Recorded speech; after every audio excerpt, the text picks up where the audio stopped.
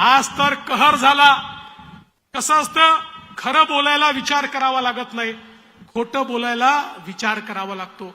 आणि एकदा खोटं बोललं की मग वारंवार खोटं बोलावं लागतं आणि मग कुठेतरी पोल उघडते. आज उद्धव ठाकरेंची पोल उघडली. मला असं वाटतं आमचे जुने मित्र उद्धव ठाकरेजी हे थोडे भ्रमिष्ट झाले आहेत. आज ते असं म्हणाले की देवेंद्र फडणवीसांनी मला सांगितलं होतं की आदित्य ठाकरेला मी मुख्यमंत्री करेन आणि मी दिल्लीमध्ये जाईन. त्यांना वेळ लागला असेल, मला तर लागलेलं नाही ना, मला तर लागलेलं. पण माझा सवाल आहे, कालपर्यंत यांना भ्रम होत होता की अमितभाई शहांनी त्यांना कुठल्या तरी खोलीमध्ये नेऊन त्या ठिकाणी सांगितलं की तुम्हाला मुख्यमंत्री करतो. हा कालपर्यंतचा भ्रम होता.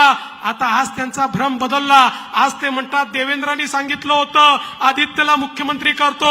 उद्धवजी पहिले हे ठरवा, अमितभाईंनी सांगितलं की देवेंद्रांनी सांगितलं? अमितभाईंनी सांगितलं तुम्हाला मुख्यमंत्री करतो की देवेंद्रांनी सांगितलं आदित्यला मुख्यमंत्री करतो? बंधू भगिनींनो, हे भ्रमिष्ट झालेले आहेत.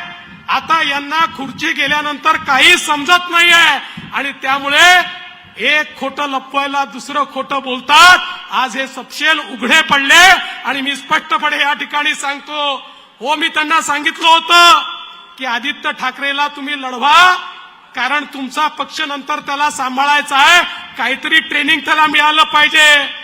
पण त्या ठिकाणी मुख्यमंत्री तर सोडा, मंत्री बनवण्याचा देखील विचार नव्हता.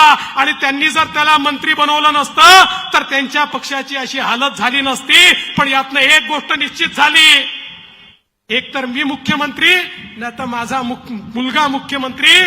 म्हणजे केवळ या ठिकाणी आपल्या परिवाराचाच विचार. आणि म्हणूनच ते कोणासोबत गेले?